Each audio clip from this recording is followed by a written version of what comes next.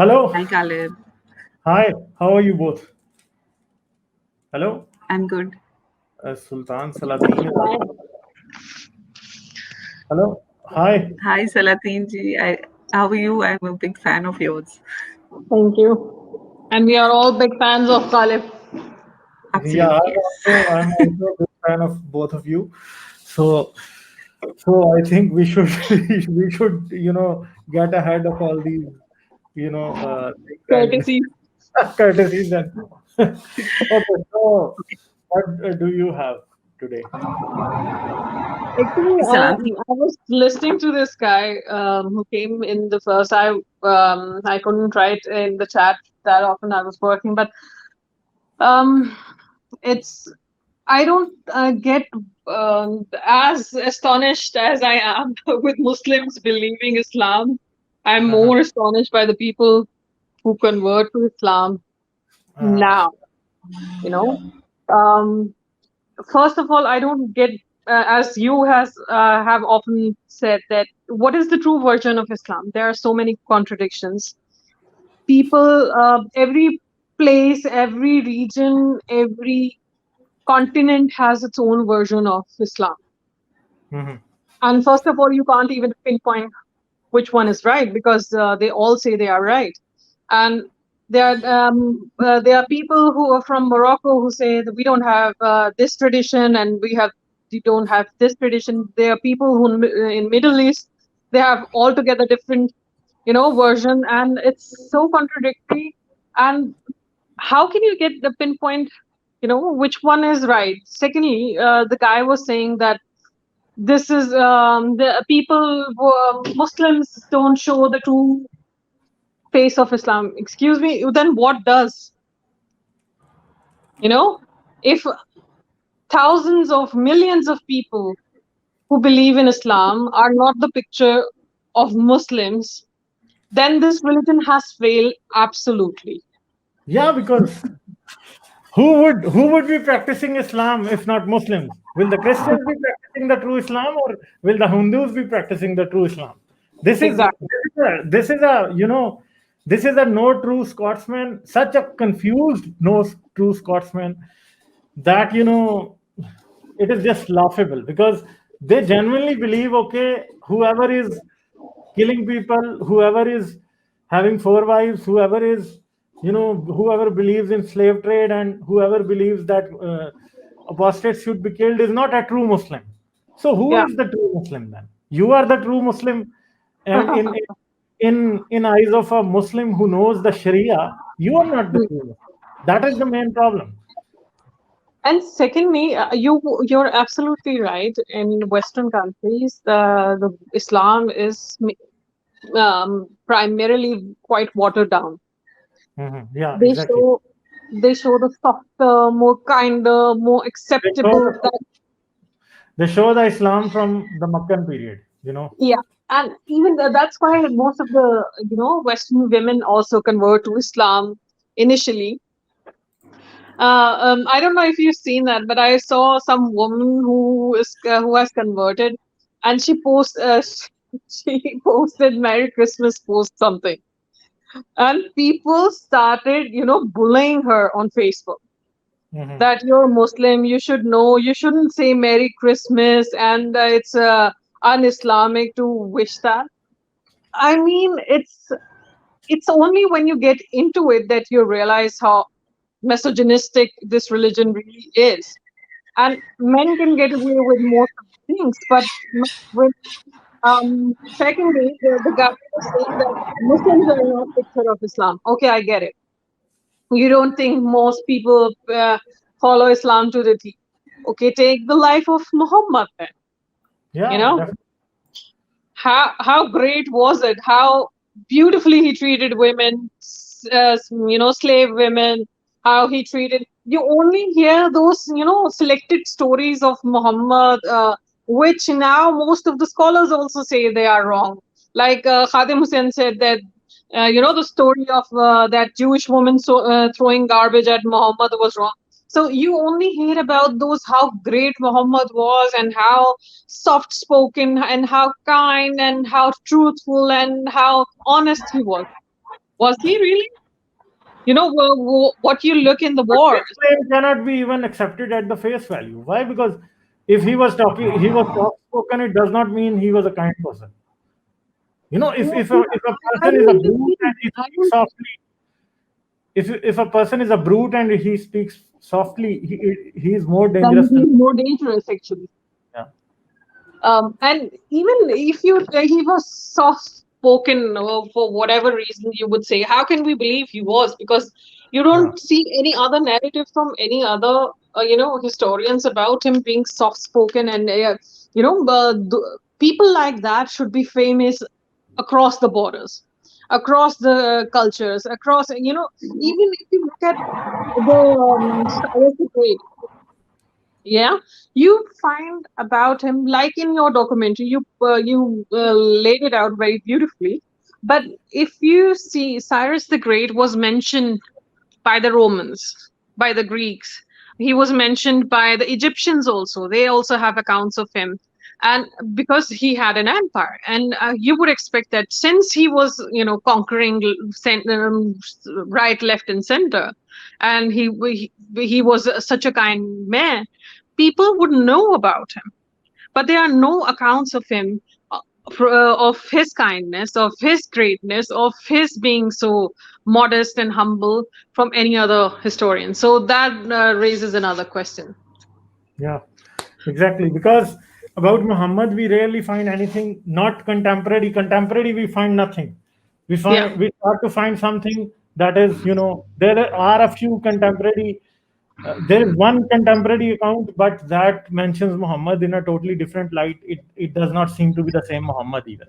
Hmm. And he's not referred to by his name. He is just referred to by the prophet among the Saracens. So that is a totally different. And even that narrative says that he was a brute because he attacked the port of Gaza and he looted the people there, and so all of that. But in the end, what image of Muhammad do we get from the Sharia, from the Sirah, from Quran, from Hadith?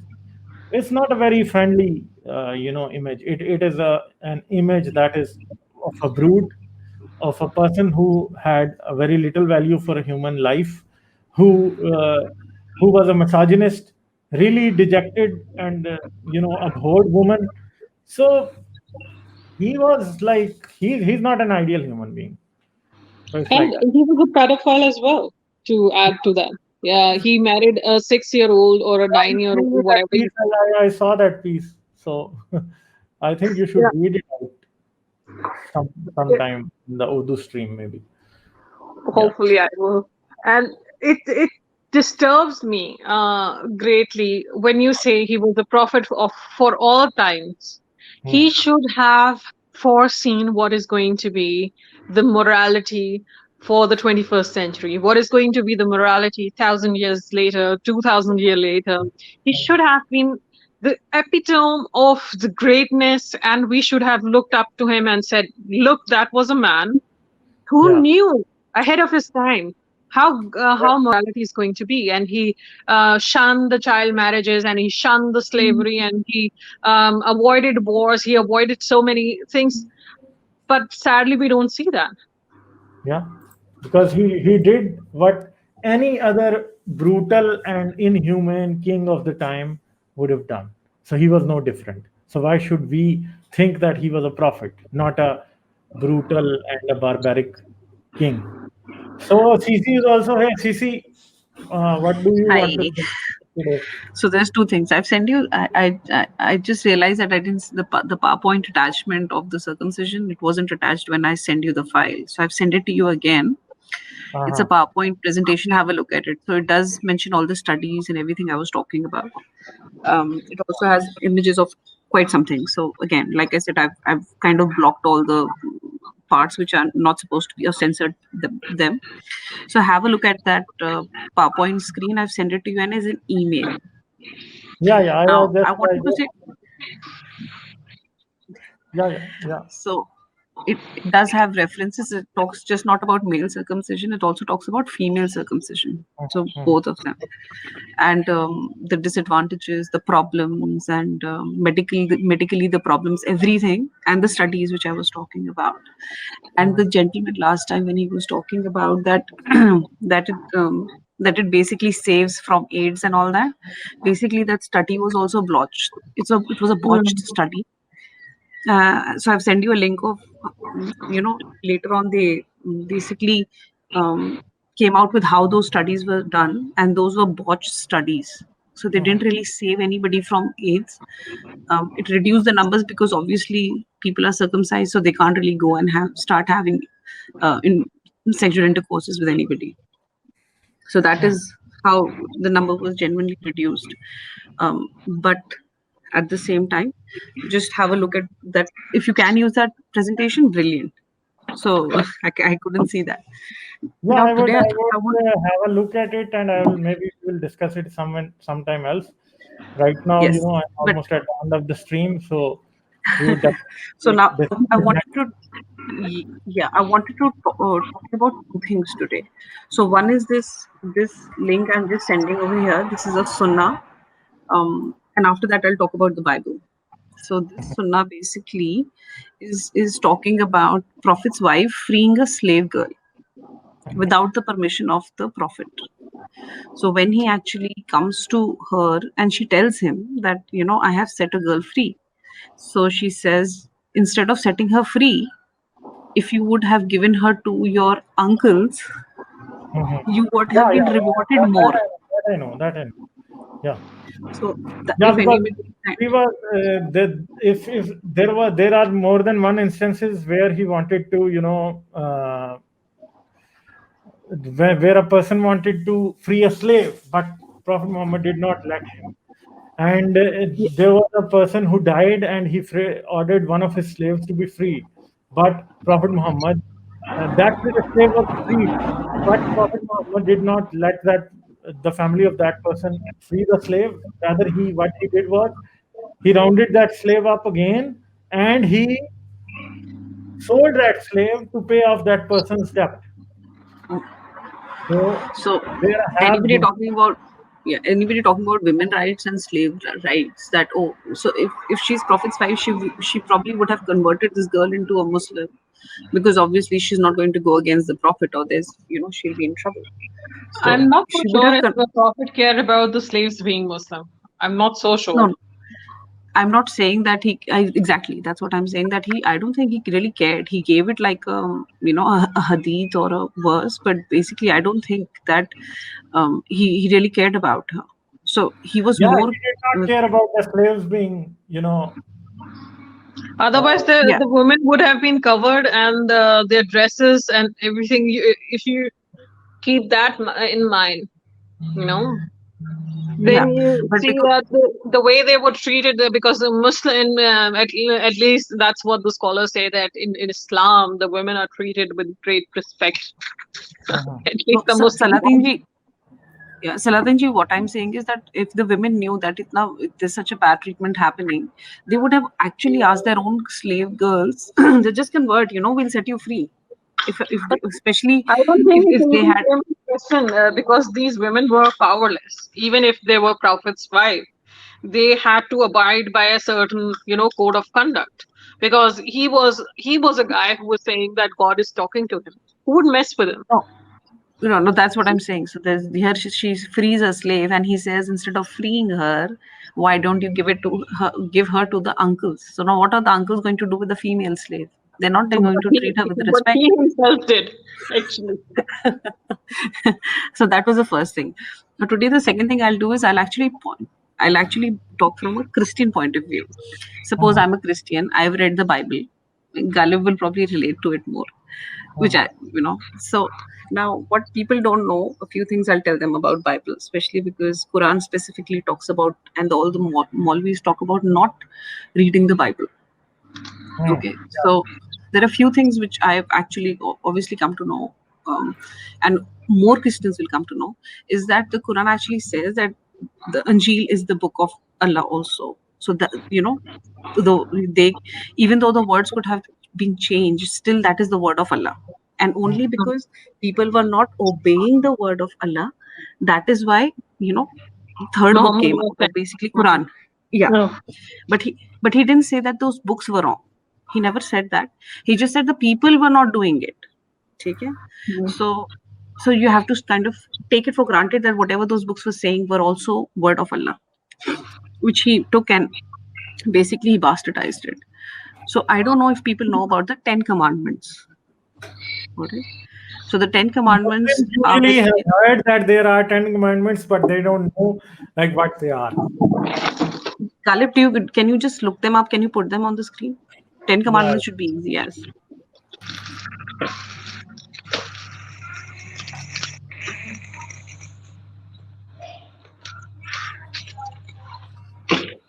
The 10 commandments. So please remember, these 10 Commandments come from the time of Torah, not from the Bible. So they come from Judaism directly. Yeah. So here, these are the 10 commandments. I am the Lord thy God. No other gods before me. No graven images or likenesses. No, not take Lord's name in vain. Remember the day of Sabbath. Honor thy father and thy mother. Thou shalt not kill. Thou shalt not commit adultery. Thou shalt not steal. Thou shalt not bear false witness. Thou shalt not covet. These are the So 10 now, commandments. these are the very simple 10 Commandments. Out of them, pretty much every Christian will tell you the specific first three are meant for God and God only. Yeah. So, and very clearly, every Christian knows about it. So, first thing it says, I am the Lord thy God. You should not have any gods in front of me. So, this is basically talks about idol worship. And that literally means you cannot even have anything. So, what they do in Makkah, Medina, this is called idol worship according to any Christian. Any Christian will tell you that is idol worship, where you made something and you're going and kissing a black stone. Yeah, Frankly, if you're going to go to Protestant churches, they will not allow you even to have any images. So they will not have any saints or anything in their churches, or in the believers' church. They will have nothing except probably a cross. That's it. And even you're not allowed to. Probably just a cross. And Just it a would cross? be just a wooden cross. No Christ would be. No Christ.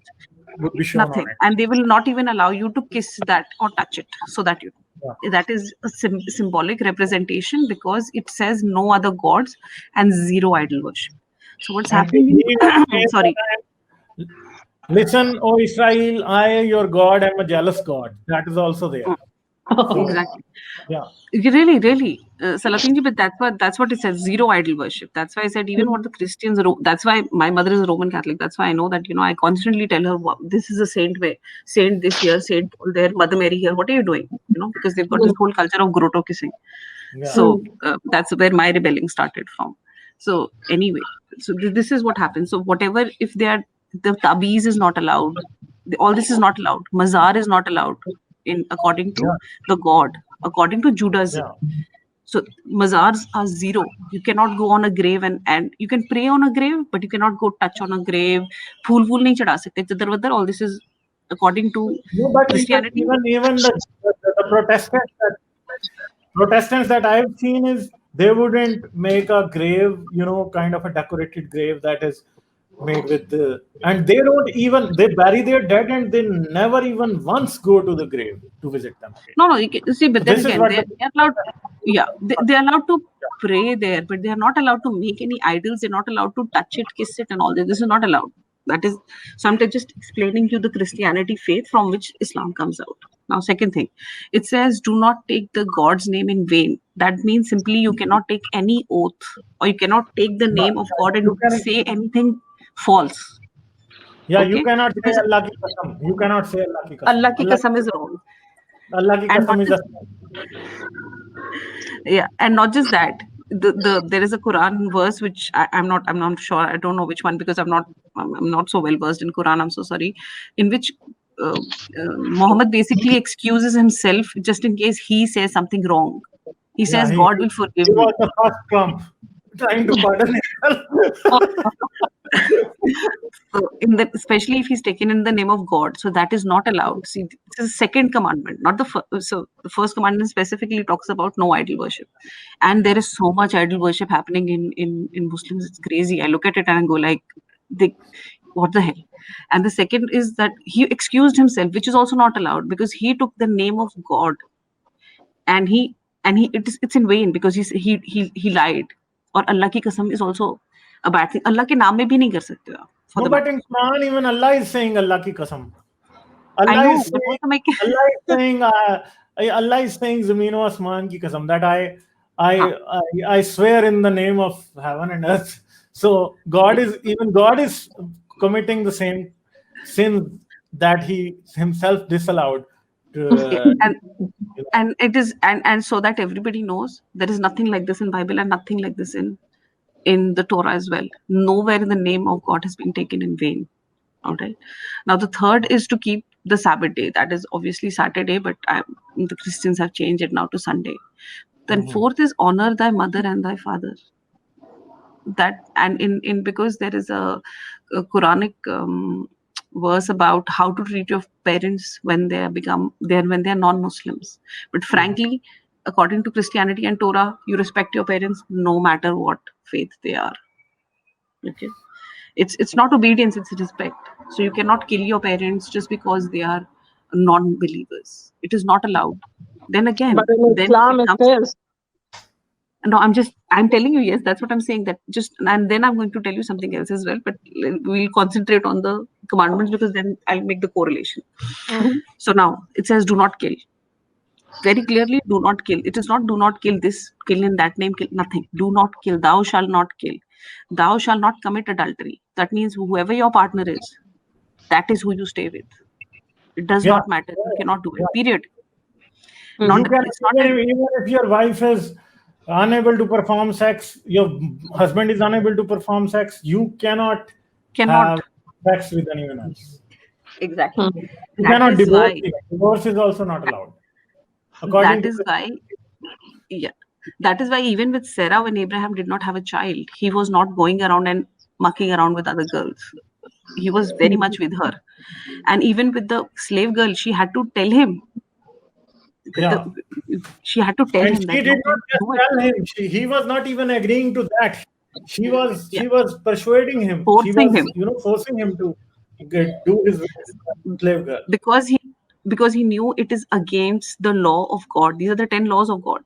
So then again, thou shalt not steal. Stealing is completely forbidden. Thou shalt not bear false witness. So you cannot just say, because I see this a lot happening where they've just lied for the heck of it. Like even when there was the case of this guy who was a eunuch and Muhammad said kill him. So without any proofs or anything, he said kill him because he kind of doubted on him. Not allowed. It's not allowed by Allah. Yeah. And thou shalt not covet. So this thou shalt not covet is not the whole thing. The whole thing is thou shalt not covet thy neighbor's wife. That is the 10th commandment. Thou shalt not covet. Muhammad also did this sin. Why? Because he was persuading people. Okay, let's go to jihad with me because God will give you their wealth. This is what he was saying at many times during all his on all his war career. He was persuading people, trying to covet them of riches that belong to other people. So he was doing that all the time. It was there. Galip, can you click on the 10th commandment? Just click on it. So I want everybody to see what it is. So it says, thou shalt not covet thy neighbor's wife. Yeah, it also says that you should not covet. You shall not covet your neighbor's wife. You should not covet your neighbor's wife or his male or female servant, his ox or donkey, or anything that belongs to your neighbor. So this is basically the whole commandment. 20, verse 17. So I think all of this, Muhammad did all of this. So this, everything. So neighbor's house, it does nowhere it says if the neighbor is Muslim or non-Muslim. Please make sure of that. That is why these commandments apply very. It just says neighbor. Neighbor means like anyone that you can come in contact with. According to the Christian definition of neighbor is anyone that you can come in contact with your neighbor. Exactly, that is your neighbor. I think Jewish definition is also like that. So this is, everybody should know. And now I'm going to come to the other bit. Now, Gallup, I'm going to tell you a few things. Let's go. Okay. So this is, can you open 2 Peter chapter 2? Peter chapter 2, the letter, yeah, there's only one letter of Peter. Yeah. No, Peter 2, chapter 2. Peter 2, yeah, there are 2. Peter, Peter yeah. chapter 2, yeah. Okay. All right. Yeah, I'm just there. Now remember, the Quran says that that those are the book of Allah, okay, and the no verse of the books which have come from the Torah and the Bible can be disputed. This is the word of God. Okay, but there will also be, okay, Galip, go for it. Read. From the start, Yeah, just go for it. there were also false prophets among the people, just as there will be false teachers among you. They will secretly introduce destructive heresies, even denying the sovereign Lord who bought them, bringing swift destruction on themselves. Yeah, so these are the verses according to which Christians say that Muhammad was a false prophet. Okay, so this follows. It says, many will follow their shameful ways and will bring the way of truth into disrepute. Basically, so what basically this says is that the Bible and the Torah are telling you the truth, and they will bring the truth into disrepute. So that truth is now going to be disrespected. Now, those 10 commandments, nobody can go against those 10 commandments. Not Jewish, not Bible, not the Christians. So just remember, all these commandments are being disputed in the Quran. There is slavery. There is.